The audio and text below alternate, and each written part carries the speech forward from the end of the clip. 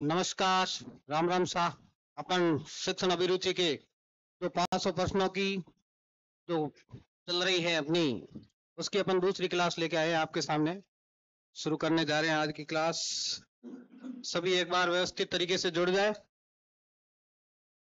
देखिए, अपन सीधे बिना कुछ देरी के प्रश्नों की शुरुआत करते हैं। देखिए, पहला प्रश्न अपने सामने आया है कि सतत एवं व्यापक मूल्यांकन यानी सीसीई में ग्रेडिंग जो प्रणाली है, इसका सर्वाधिक महत्वपूर्ण प्रयोजन क्या है, यानी इसका उद्देश्य क्या है। ये जो सीसीई डी है, इसका मुख्य उद्देश्य क्या है। छात्रवृत्ति चुनाव नहीं, सीसीई का छात्रवृत्ति चुनाव से कोई लेना देना नहीं है। विद्यार्थियों के औपचारिक एवं कार्यालय अभिलेखों की आवश्यकता पूर्ति, यानी इसमें दस्तावेजों का जो संरक्षण करना, उससे भी मतलब नहीं है। विभेदीकरण के लिए सूचना प्रदान करना, ये ऑप्शन भी गलत होगा। अगली ग्रेड या श्रेणी में प्रोन्नत करना, यानी बच्चों को क्या है, कर्मोन्नत करना। इसमें क्या होता है, सीसी में पूरे वर्ष भर पे जो अवलोकन कार्य होता है वो करके उसके बाद अगली जो कक्षा है उनमें इस विद्यार्थियों को क्या है कि कर्मोन्नत किया जाता है अगले ग्रेड देकर। तो ऑप्शन नंबर कौन सा सही होगा, 4 नंबर ऑप्शन। अगला क्वेश्चन है अपना, विद्यालय में शिक्षा की गुणवत्ता का सबसे महत्वपूर्ण सूचक है। विद्यालय में शिक्षा की गुणवत्ता का है वो सबसे महत्वपूर्ण सूचक है वो क्या होगा। विद्यालय की आधारभूत सुविधाएं, कक्ष प्रणाली, पाठ्य पुस्तक एवं शिक्षण अधिगम सामग्री या विद्यार्थियों का उपलब्धि स्तर। तो देखिए, विद्यालय में शिक्षा की गुणवत्ता है तो शिक्षा की गुणवत्ता मापने के लिए हमें पता है कि विद्यार्थियों क्या है, वो क्या है, उपलब्धि स्तर है, उसको जानना बहुत जरूरी होता है। तो सबसे महत्वपूर्ण सूचक इन 4 ऑप्शनों में से क्या होगा, ऑप्शन नंबर 4 सही होगा कि विद्यार्थियों का उपलब्धि जो स्तर है वो विद्यालय में शिक्षा की गुणवत्ता का सबसे क्या है, मूल।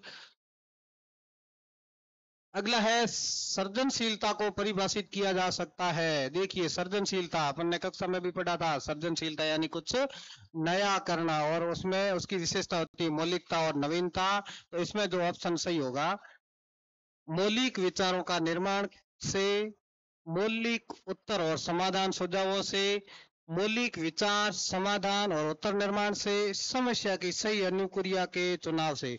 सृजनशीलता को परिभाषित करने के लिए मौलिक विचार भी होने चाहिए, उसमें समाधान की, समस्या समाधान की शक्ति विद्यार्थी में होनी चाहिए, और उत्तर निर्माण कैसे करने हैं तो वो भी। तो ऑप्शन नंबर 3 है वो सही माना जाएगा कि एक विद्यार्थी है उसको सृजनशीलता में मौलिक विचार, समाधान यानी किस प्रकार की नए कार्य करने में समस्या आती है तो उसका समाधान का भी जानकारी होना चाहिए, और उत्तर निर्माण से। तो ऑप्शन नंबर 3 है वो अपना इसका क्या होगा, सही माना जाएगा। अगला जो प्रश्न है, मूल्यांकन के वस्तुनिष्ठ प्रकार के परीक्षण पदों के गुणों को निम्नलिखित में से कौन सा सही रूप प्रदर्शित करता है। देखिए, मूल्यांकन यानी जो मूल्यांकन होता है उसमें वस्तुनिष्ठ प्रकार है, उसका अगर परीक्षण के पद है, उनके गुणों को निम्नलिखित में कौन सा सही। देखिए, वैधता और विश्वसनीयता होनी चाहिए, वस्तुनिष्ठता होनी चाहिए, विश्वसनीयता, वैधता और तटस्थता होनी चाहिए, या सुविधाजनक और निर्माण में आसान होना चाहिए। तो इसमें क्या है कि देखिए, मूल्यांकन करना है तो वस्तुनिष्ठ प्रकार का मूल्यांकन आप कर रहे हो तो उसमें वैधता भी होनी चाहिए और विश्वसनीयता भी होनी चाहिए। तो ऑप्शन नंबर कौन सा सही होगा, ऑप्शन नंबर अपना जो 1 है वो क्या होगा, सही माना जाएगा। अपन अगले प्रश्न की ओर बढ़ते हैं। व्याख्यान देते समय यदि कक्षा में कोई विघ्न बाधा हो तो शिक्षक को निम्नलिखित में से क्या करना चाहिए। अब देखिए, कोई एक शिक्षक है वो क्या कर रहा है, व्याख्यान दे रहा है, तो उसमें कोई बाधा आ जाए, उसमें कोई विघ्न आ जाए तो शिक्षक को इनमें से क्या करना चाहिए। अपन ऑप्शन पढ़ेंगे, कुछ देर के लिए चुप हो जाए और फिर से शुरू करें, या फिर जो बाधा डाल रहे हैं उन्हें दंडित करें, या जो बाधा डाल रहे हैं उन्हें सीखने के लिए प्रेरित करें, या कक्षा में जो कुछ हो रहा है उसके बारे में कोई परवाह ना करें। देखिए, परवाह नहीं करोगे तो आपका व्याख्यान है वो और ज्यादा बाधित हो जाएगा। जो बाधा डाल रहे हैं उन्हें दंडित करोगे, ये भी क्या है कि तरीका सही नहीं माना जाता है। कुछ देर के लिए चुप हो जाए और फिर से शुरू करें, ऐसा करोगे तो भी आपको क्या होगा कि आपका व्याख्यान है वो सही ढंग से हो नहीं पाएगा। आपको क्या करना है, जो बाधा डाल रहे हैं, ऑप्शन नंबर 3 है, इसमें क्या लिखा हुआ देखिए, जो बाधा डाल रहे हैं उन्हें क्या है, सीखने के लिए प्रेरित करना। आपको क्या करना है, उन विद्यार्थियों को जो बाधा आपके व्याख्यान में डाल रहे हैं उनको आपको प्रेरित करना है, उनको क्या करना है, सिखाना है। तो सीखने के लिए आपको प्रेरित करना है। ऑप्शन नंबर कौन सा सही होगा, 3 सही होगा। तो आपको क्या करना है, इस YouTube चैनल को प्रभातम क्लासेज के शेयर करना है अधिक से अधिक, और आपको अन्य विद्यार्थियों से सब्सक्राइब करवाना है ताकि वो भी विद्यार्थी इन महत्वपूर्ण प्रश्नों का क्या है, लाभ ले सके। अगला प्रश्न अपने सामने देखो है कि विद्यालय में पाठ्य सहगामी क्रियाओं का सर्वाधिक महत्वपूर्ण उद्देश्य क्या है। देखिए, जो सहगामी क्रियाएं होती है पाठ्यचर्या के साथ साथ जो अन्य गतिविधियां विद्यार्थियों को कराई जाती है, उससे उनका मुख्य उद्देश्य है वो क्या माना जाएगा। आपके सामने चार ऑप्शन है। बच्चों का सर्वांगीण विकास करना, पाठ्यचर्या में अभिरुचि का विकास करना, विद्यालय के वातावरण को आकर्षक बनाना, या अभिभावक शिक्षक संबंध सशक्त करना।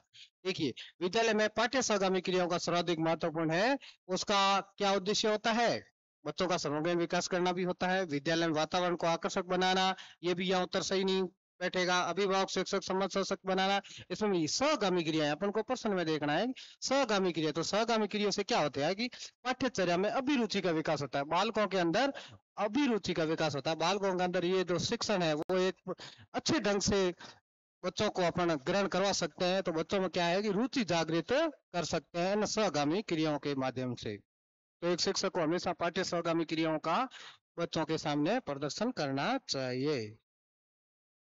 अगला जो क्वेश्चन है, सामाजिक विकास का आधारभूत तत्व क्या है। अब देखिए, सामाजिक विकास, बात भी क्या है, सामाजिक विकास है, तो उसका आधारभूत तत्व किससे होगा, अभिभावक से, विद्यालय से, समाज से, या पुस्तक से। तो सामाजिक विकास का आधारभूत तत्व वो किस होगा। देखिए, सामाजिक, सामाजिक है तो किससे संबंधित है, समाज से संबंधित है, तो अपन को सीधा इसका उत्तर है वो क्या लिखना है, समाज। समाज में व्यक्ति रहकर सब कुछ सीखता है, तो सामाजिक विकास अगर विद्यार्थी करना है तो उसका आधारभूत तत्व है वो है समाज है। अगला क्वेश्चन है, नेतृत्व किसके बारे में दृष्टि सर्जन करना और उससे उपलब्ध प्राप्त करना है। तो यहाँ खालिस्तान में क्या आएगा, देखिए, नेतृत्व के बारे में दृष्टि सर्जन करना और उससे उपलब्ध प्राप्त करना। पहला है, व्यक्तियों को अभिप्रेरित और प्रेरणा देने से, व्यक्तियों को प्रभावित करने, अभिप्रेरित करने और प्रेरणा देने से, व्यक्तियों को प्रभावित करने और नियंत्रित करने से, या फिर व्यक्तियों को नियंत्रित और शासित करना। देखिए, यह क्या है, नेतृत्व के बारे में दृष्टि सर्जन करना है, उससे उपलब्ध अपन को तो क्या होगा, इसमें देखिए, व्यक्तियों को नियंत्रित करने, ये ऑप्शन भी गलत होगा। व्यक्तियों को प्रभावित करने और नियंत्रित, तो नियंत्रित करने वाले ये भी ऑप्शन गलत होगा। व्यक्तियों को अभिप्रेरित भी करना है और प्रेरणा देना है, ये भी ऑप्शन क्या होगा, गलत होगा। तो व्यक्तियों को क्या करना है, प्रभावित भी करना है, अभिप्रेरित भी करना है और प्रेरणा देना, ये तीनों गुण किस में शो हो रहे हैं, ऑप्शन नंबर 2 में शो हो रहे हैं। तो ऑप्शन नंबर अपना 2 है, 2 इसका क्या हो जाएगा, सही हो जाएगा।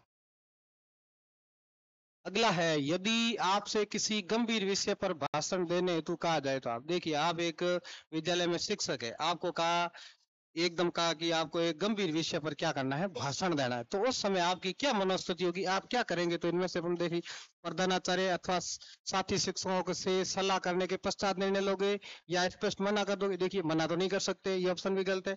आप तैयार करेंगे, तो एकदम आप तैयार कैसे करेंगे, कोई एक गंभीर विषय है, तो इसमें भी आप, ये ऑप्शन भी यहाँ सही नहीं बैठ रहा है। कुछ देर का समय मांगेंगे, देखिए, समय मांगने देता आपको समय है ही नहीं, कि आपको कहा है कि आपको भाषण देना है जल्दी से।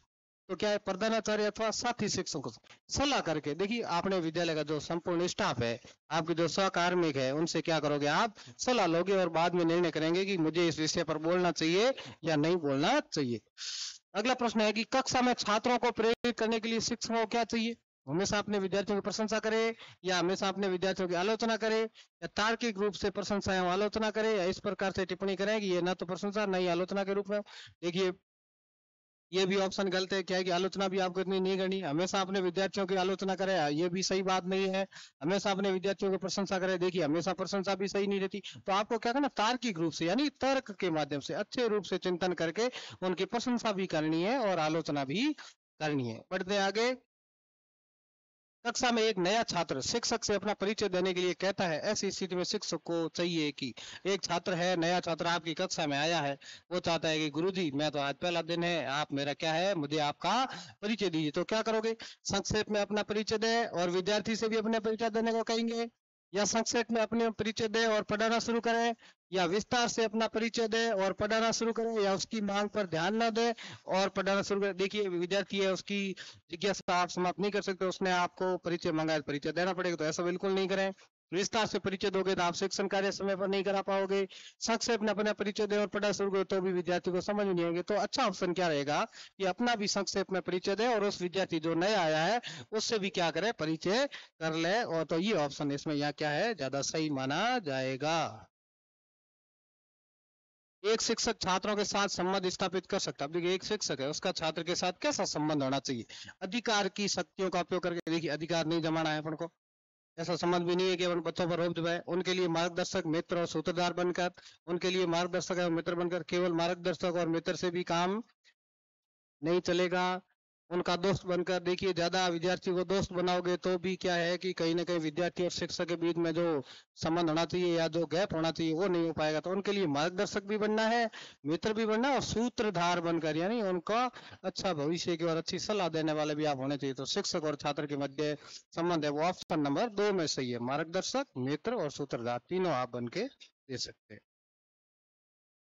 शिक्षण प्रक्रिया के लिए निम्नलिखित में से कौन सा कथन सर्वाधिक उपयुक्त है? शिक्षण प्रक्रिया में है, इनमें से 4 ऑप्शन है, इनमें से कौन सा कथन है वो क्या है, सर्वाधिक उपयुक्त कौन सा है?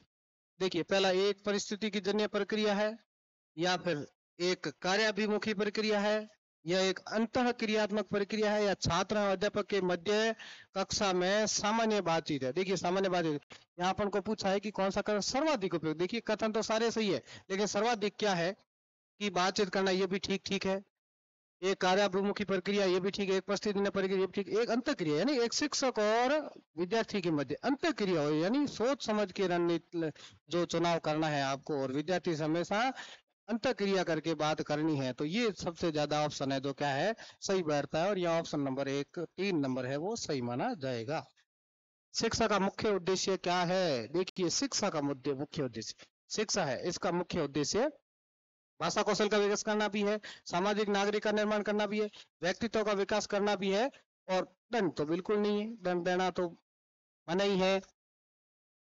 व्यक्तित्व का विकास और सामाजिक नागरिकता का विकास और भाषा कौशल का विकास। भाषा कौशल का विकास भी होता है शिक्षक में, सामाजिक नागरिकता विकास, लेकिन सबसे ज्यादा शिक्षा है वो किस पर जोर देती है, व्यक्तित्व के विकास पर। यानी एक छात्र है उसकी पर्सनैलिटी डेवलपमेंट कैसे करे उस पर बहुत ज्यादा ध्यान देती है, और व्यक्तित्व का विकास होता है। तो ऑप्शन नंबर कौन सा सही हो जाएगा? 3।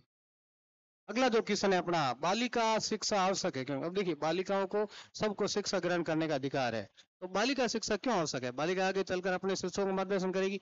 देखिए ये तो कोई बड़ी बात नहीं है, तो ये ऑप्शन भी अपना क्या हो जाएगा, गलत हो जाएगा। ये आधुनिक हो जाएगी। अब देखो पढ़ने से अपन सोचते आधुनिक हो जाएगी, ये भी अपनी सोच है वो नकारात्मक है। बालिकाओं को भी प्रतिभा के उपयोग के अवसर प्राप्त होंगे, बालिकाएं समाज के बंधनों से मुक्त हो सकेगी। ये देखिए ये भी अपनी है, ये भी ऑप्शन गलत बैठता है, क्योंकि जरूरी नहीं है पढ़ाने से बालिकाएं समाज से मुक्त हो जाए। तो सही क्या है, बालिकाओं को प्रतिभा के उपयोग के अवसर प्राप्त, यानी बालिकाएं हैं उनको भी समान अवसर दे और उनको भी शिक्षा ग्रहण करवाए, वो भी अपने प्रतिभा का लोहा मनवाएगी और आगे बढ़ेगी। अगला जो क्वेश्चन है देखिए, एक शिक्षक की विफलता का सबसे महत्वपूर्ण कारण। देखिए एक शिक्षक है वो विफल क्यों हो जाता है, उसका मुख्य कारण क्या होगा? पारस्परिक संबंध होने चाहिए, विषय के ज्ञान पर अधिकार का अभाव हो सकता है, मौखिक क्षमता हो सकती है, या छात्रों के साथ शक्ति। अब देखिए विफलता हो जाएगा, ज्यादा आप छात्रों के साथ शक्ति करोगे तो आप क्या हो जाओगे, विफल हो। तो छात्रों को क्या करना है, आपको प्रेम से समझाना है, ज्यादा शक्ति काम नहीं आएगी। तो यह ऑप्शन है वो कौन सा, 4 नंबर ऑप्शन है वो सही हो जाएगा। शिक्षण की पूर्व क्रियात्मक अवस्था के दौरान निम्नलिखित में से कौन सा निर्णय लिया जाता है? देखिए शिक्षण की पूर्व क्रियात्मक अवस्था के दौरान निम्नलिखित में से कौन सा निर्णय लिया जाता है? ये ऑप्शन दिए हुए हैं। पूर्व क्रियात्मक यानी पहले वाली क्रिया अवस्था है उसके दौरान शिक्षण विद्या, विषय वस्तु, अनुभव, विषय सामग्री विद्या, अनुभव, विषय वस्तु और शिक्षण विद्या, अध्यापक और विद्यार्थियों की वास्तविक क्रिया। अब देखिए अपन को उपयुक्त इसमें ढूंढना है कि पूर्व क्रिया में देखिए शिक्षण विद्या भी होनी चाहिए, लेकिन यहाँ क्या है, देखिए विषय वस्तु, अनुभव, विषय सामग्री एवं विद्या, सारी इतनी चीजें हैं, इनकी चीजों की क्या होनी चाहिए, उसके अंदर सम्मिलित करना है। तो ये निर्णय लिया जा सकता है, विषय वस्तु का पहले चयन करें, अनुभव भी काम आएगा, पूर्व ज्ञान, विषय सामग्री और विद्या, ये है वो क्या है कि आपके सही बैठेगा। तो सभी विद्यार्थी साथ साथ मैं कह रहा हूं कि कक्षा को शेयर करते जाइए और इस चैनल को भी अधिक से अधिक सब्सक्राइब कीजिए और सभी विद्यार्थियों को इन प्रश्नों का लाभ लेने के लिए ज्यादा से ज्यादा जोड़िए।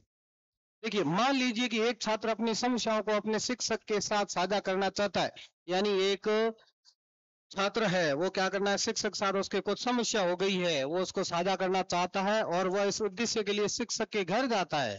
तो देखिए, बच्चा क्या है, उसको कोई समस्या थी तो गुरुजी का घर नजदीक था, वो चला गया, तो शिक्षक को वहां क्या करना चाहिए, वो अपन को बात करनी। छात्र के माता पिता से संपर्क करे और उसकी समस्या का समाधान करे। अब छात्र घर चला ही गया है तो माता पिता से क्या संपर्क करे, उससे बात करे, तो ये ऑप्शन भी ठीक नहीं है। उससे कहे कि जो भी बात है विद्यालय में ही करें, घर ना आया करें, ये भी उत्तर सही नहीं है। एक शिक्षक है, देखो शिक्षक है तो विद्यार्थी के प्रति हमेशा रवैया अच्छा रहना चाहिए, तो ये ऑप्शन भी सही नहीं है। प्राचार्य से संपर्क करें और उसकी समस्या का समाधान करें।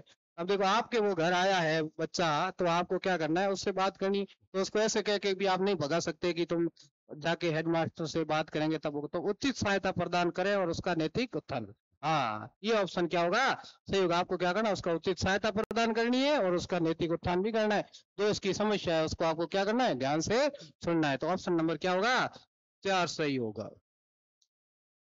विद्यालय की ओर जाते समय कोई अभिभावक आपको रोकता है। अब देखिए, गुरुजी क्या है कि सुबह सुबह अपनी बाइक पर कहाँ जा रहे हैं, विद्यालय जा रहे हैं, और कोई अभिभावक आ गया कि मास्टर मास्टर रुको, और अपने बच्चों की प्रगति के विषय में पूछना चाहता है, और वहीं आपको रोक लिया और कहा कि मास्टर साहब, हमारा टबरी पढ़ाई की क्या स्थिति है, तो क्या बताओगे। तो अभिभावक से क्या कहोगे, विद्यालय में आकर बात करे कि मेरे को टाइम नहीं है, वहां आके बात करना, ऐसे कहोगे नहीं, ऐसे आप बात नहीं कर सकते, अभिभावक से प्रेम से बात करनी है। तो उसकी बात सुनकर उसे आश्वस्त करेंगे कि शीघ्र ही आप बच्चे की प्रगति की रिपोर्ट उपलब्ध करा दें। क्या ज्यादा मेरे को पूछने की जरूरत नहीं है, मैं आपको क्या करूंगा, प्रगति रिपोर्ट, जो बच्चे की स्थिति है वो आपके सामने रख दूंगा। ये उत्तर भी सही नहीं है। अगला, विस्तार से बच्चे की प्रगति के बारे में बताएंगे। अब देखिए, विस्तार से बताओगे तो आपको स्कूल भी जाना है, नहीं तो गुरु वहां बैठ गए अभिभावक पास, तो स्कूल कौन जाएगा। तो ये भी ऑप्शन क्या है, गलत है। समय का ध्यान रखते हुए सदे हुए शब्दों में बच्चे की प्रगति के बारे में चर्चा करोगे। आप क्या करना है, उसी समय में जितना आपके पास टाइम है उसके बाद वो चर्चा करके फिर आपको विद्यालय भी जाना है, तो विद्यालय जाने का भी आपको क्या करना है, ध्यान रखना है। तो ऑप्शन नंबर 4 सही है। विद्यार्थी उस कार्य या टास्क को आसानी से याद कर लेते हैं जिसकी विशेषता होती है। जिसकी क्या विशेषता होगी, देखो ऐसा कोई कार्य है, टास्क है, जिसको क्या करते हैं, आसानी से याद कर लेते हैं। वो कैसा कार्य होगा, अर्थपूर्णता होगा, निम्न कठिनाई स्तर का होगा, समानता का विस्तारित होगा।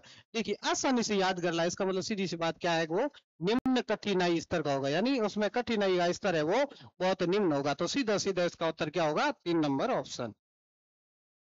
कक्षा के कुछ विद्यार्थियों की अनुपस्थिति रहने की प्रवृत्ति के संदर्भ, देखो कुछ विद्यार्थी है कक्षा के, वो ज्यादातर क्या रह रहे हैं, अनुपस्थित रह रहे हैं, तो आप क्या करोगे, प्राचार्य अभिभावकों को चिंता करनी। अब देखिए, ज्यादा ऐसी चीजें आती है इसमें कारण जानने वाला जो भी ऑप्शन आपको दिखे सीधा उसको सही कर दिया।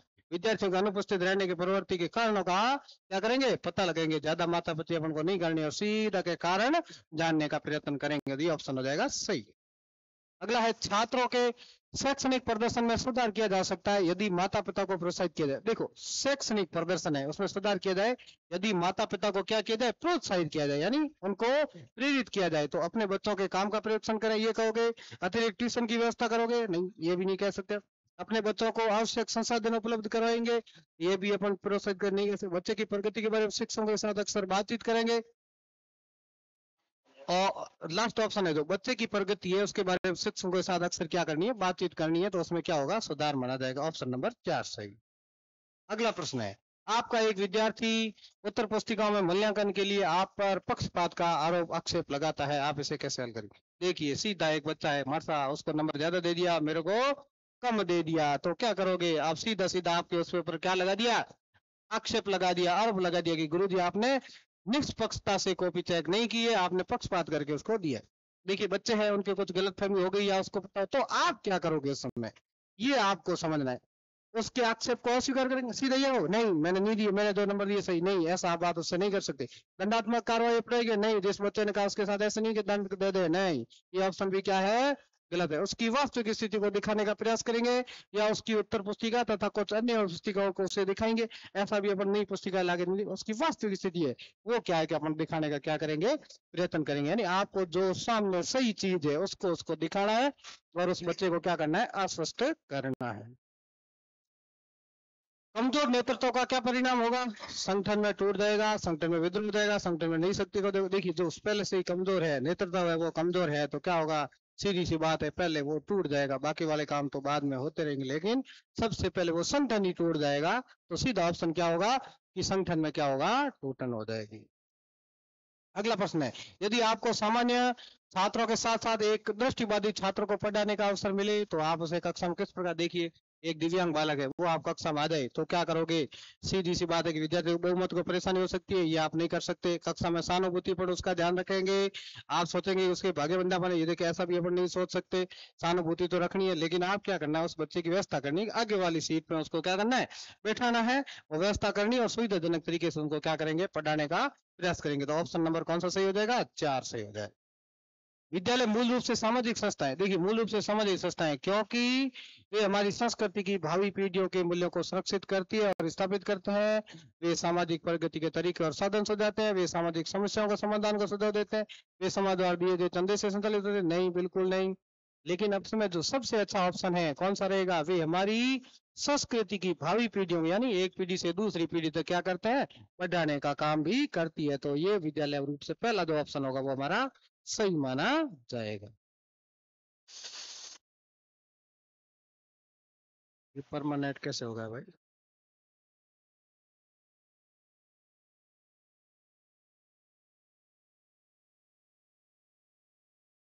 देखिए कक्षा में प्रभावी अनुशासन बनाए रखने के लिए शिक्षक को क्या चाहिए? छात्रों को वह करने दे जो उन्हें पसंद है। गलत बात है, ऐसे थोड़ी कर सकते हैं अपन कक्षा में।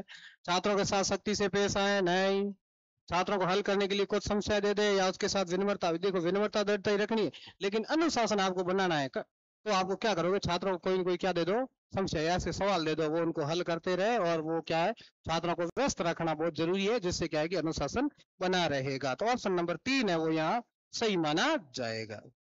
अगला क्वेश्चन है, अभिवर्ती का आशय क्या है? देखिए अभिवर्ती यानी सोच क्षमता क्या है?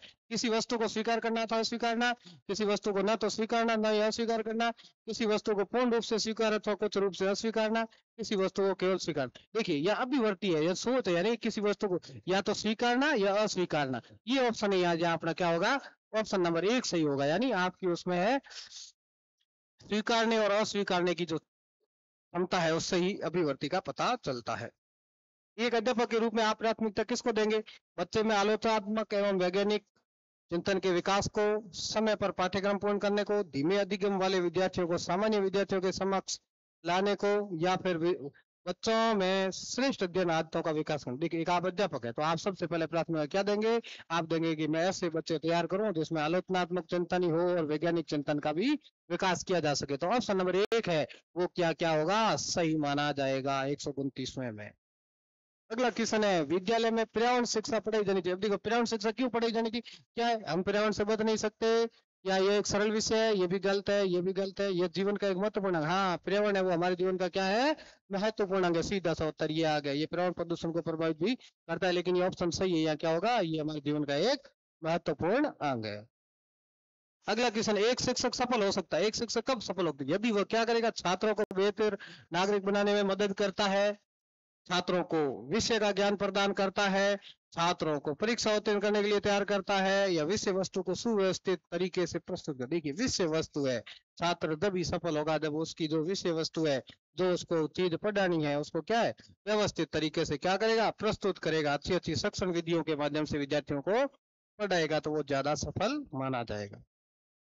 देखिए जब कुछ छात्र जानबूझकर शरारत करके कक्षा के अनुशासन को भंग करने का प्रयास करे तो आप शिक्षक के रूप में क्या भूमिका देंगे? देखिए कुछ छात्र है तो जानबूझकर कक्षा में क्या है कि गलतियां कर रहे हैं या आपके अनुशासन को भंग कर रहे हैं, तो छात्रों को कक्षा निकाल देंगे? नहीं बिल्कुल नहीं, ऐसा नहीं कर सकते। उन छात्रों को अन्य छात्रों में पृथक कर देंगे? ये भी नहीं कर सकते। अपनी शक्तियों के प्रयोग से विद्यार्थियों को सुधारेंगे? देखिए आप अपनी शक्ति के माध्यम से उनको नहीं सुधारेंगे। आप क्या करेंगे, उन्हें आत्मनिरीक्षण का अवसर देंगे। उन्हें कहेंगे कि जो तुम सही कर रहे हो, ये क्या जो तुम जो कर रहे हो कक्षा में ये क्या सही है? तो आत्मनिरीक्षण, उनको खुद को सोचने के लिए मजबूर करेंगे और उनके व्यवहार में सुधार करने की क्या करोगे, कोशिश करोगे। बच्चे खुद को कहोगे कि तूने अभी जो ये किया, अगर ऐसा तेरे सामने होता तो कैसा रहता, इस प्रकार से आप समझोगे। तो ऑप्शन नंबर 4 सही। अगला है, आपके एक विद्यार्थी की माता जी आपके पास ठीक उस समय एक परिवेदना लेकर आती है जब किसी महत्वपूर्ण कार्य के लिए जा रहे हैं। अब देखिए आप क्या है कि स्कूल में हो, कहीं जा रहे हो और एकदम उसी समय किसी विद्यार्थी की माता है वो कक्षा में वहाँ स्कूल में आ जाती है और कहती है, तो फिर आप क्या करोगे? उन्हें अगले दिन आने के लिए कहोगे? देखिए वो आई है उस समय, तो उसको भी आप टाल नहीं सकते।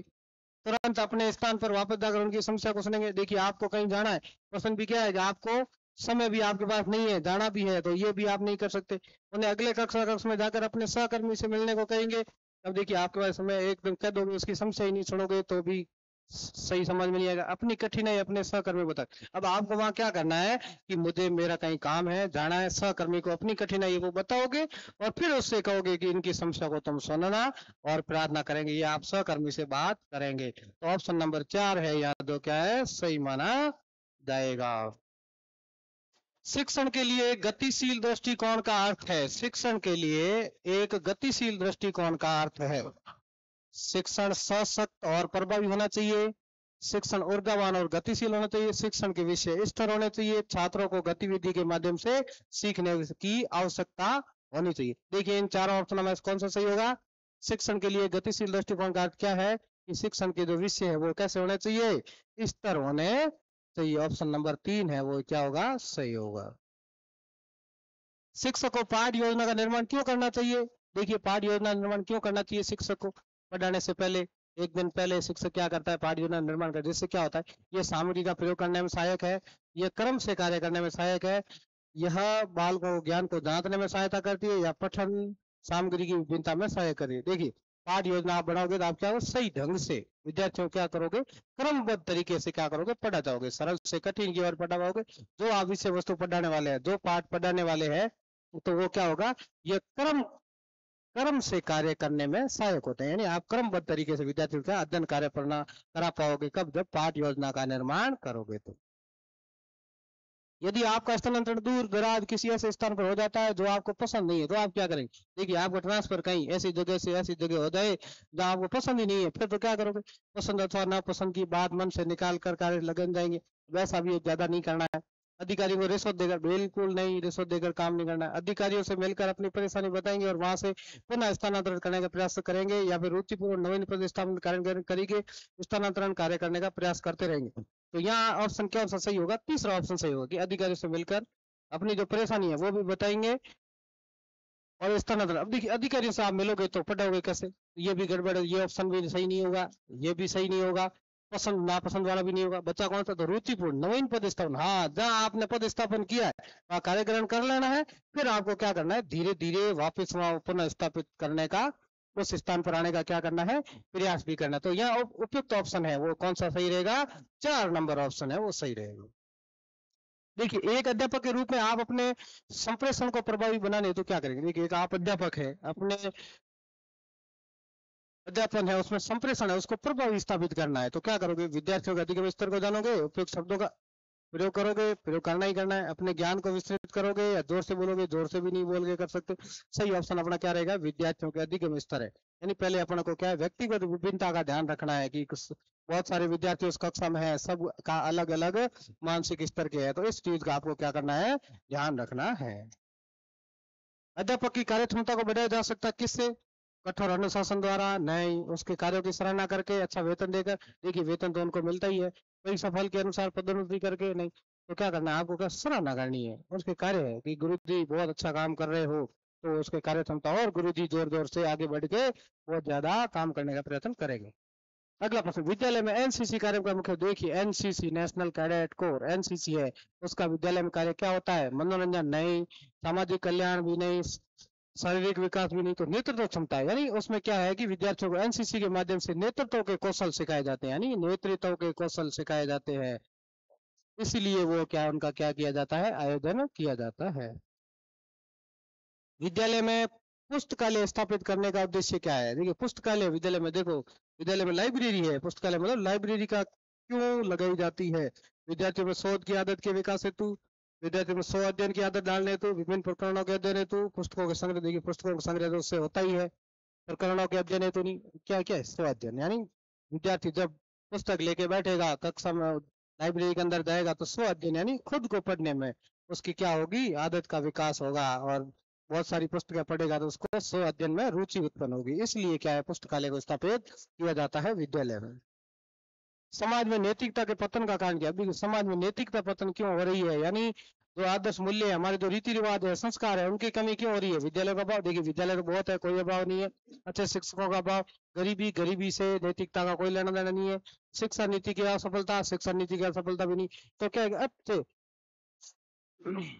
अच्छे शिक्षकों का क्या है, अभाव हो सकता है। इसमें उत्तर कौन सा सही होगा, विद्यालय का अभाव नहीं है, अच्छे शिक्षकों का अभाव ही नहीं है, शिक्षा नीति की असफलता है। ये उत्तर होगा, वो क्या माना जाएगा, सही माना जाएगा। अपने यहाँ 4 नंबर ऑप्शन है अपना, जो वो क्या होगा, सही माना जाएगा। यानी शिक्षा नीति की वो क्या है, असफलता, उसको अपन मान सकते हैं।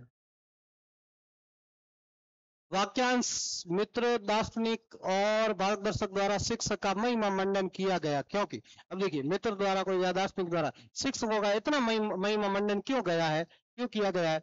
उसे समाज से संबंधित सभी महत्वपूर्ण भूमिका निभानी होती है, वह छात्रों में मानवता के उच्च मूल्यों को प्रसारित करता है, या वह समाज सुधारक है, या वह एक महान देशभक्त है। तो देखो, इतना महिमा मंडन शिक्षकों का किया है, तो शिक्षक क्या है, उससे समाज से संबंधित सभी महत्वपूर्ण भूमिका निभानी होती है। देखो, शिक्षक है वो सभी के प्रति क्या है, प्रतिबद्ध होता है, सरकार के प्रति, उच्च अधिकारियों के प्रति, छात्रों के प्रति, समाज के प्रति, विद्यालय के प्रति, सबके प्रति प्रतिबद्ध होता है। तो इसलिए उसका शिक्षक का क्या है कि ज्यादा महिमा मंडन किया गया। अगला क्वेश्चन, ग्रीष्मावकाश में व्यावसायिक संवर्धन कार्यक्रम आयोजित किया गया, इस स्थिति में आप क्या करोगे? देखिए, गर्मी की छुट्टियां हुई है, उसमें कुछ कार्य किया, तो क्या कोशिश करो, कोशिश करेंगे परिवार को भी समय दे पाए और व्यावसायिक संवर्धन कार्यक्रम में भी भाग ले सके। देखिए, आपको सामंजस्य बिठाना पड़ेगा। ऐसी स्थिति में क्या करना है, परिवार भी जरूरी है और जो संवर्धन कार्य है आपका वो भी जरूरी है। तो ये स्थिति आप, ऑप्शन नंबर 1 है वो क्या होगा, सही होगा। एक शिक्षक के लिए ब्लैक बोर्ड पर लिखने के लिए निम्नलिखित में से कौन सी विधि सही होगी? अब ब्लैक बोर्ड पर क्या लिखना है, अब देखिए क्या होता है, शिक्षक आप जितना संभव उतना तेज और स्पष्ट रूप से लिखना, पहले विषय वस्तु को लिखना और फिर छात्रों को इसे पढ़ने के लिए कहना, एक प्रश्न पूछना और फिर विद्यार्थियों द्वारा बनाए गए उत्तर लिखना, या और महत्वपूर्ण बिंदुओं को यथासंभव स्पष्ट रूप से लिखना। देखिए, एक ब्लैक बोर्ड पर आप लिख रहे हो, तो जो महत्वपूर्ण जो टॉपिक है वो आप पढ़ा रहे हो, उसमें जो मुख्य मुख्य बातें हैं उनको आपको क्या करना है, ब्लैक बोर्ड पर लिखना है और बाकी विद्यार्थियों को समझाते रहना है। एक प्रभावी कक्ष का सार तत्व क्या है? विभिन्न प्रकार की शिक्षण सामग्री, जीवन छात्र शिक्षक अंतःक्रिया, पिन ड्रॉप साइलेंस, या लोकतांत्रिक अनुशासन। देखिए, एक प्रभावी कक्ष है, उसमें क्या है कि छात्र और शिक्षक के मध्य क्या है, अंतःक्रिया होनी चाहिए। तो ये 2 नंबर ऑप्शन है जो क्या होगा, सही माना जाएगा। अगला, एक प्राथमिक विद्यालय के अध्यापक के रूप में आप अपने विद्यालय में खाली समय में क्या, देखिए आप एक प्राथमिक विद्यालय के शिक्षक है, अब आपको क्या है कि क्लास लग रहे हैं, एक खाली समय है आपको मिल गया, तो क्या करेंगे, अध्यापक कक्ष में आराम करेंगे? बिल्कुल नहीं, ऐसा नहीं कि वहाँ कुर्सी पे कुर्सी डाल के बैठ जाए और सो जाए, नहीं। पुस्तकालय में पत्र पत्रिकाएं पढ़ेंगे, देखिए पुस्तकालय में पत्र पढ़ने के लिए आप भी टाइम नहीं है।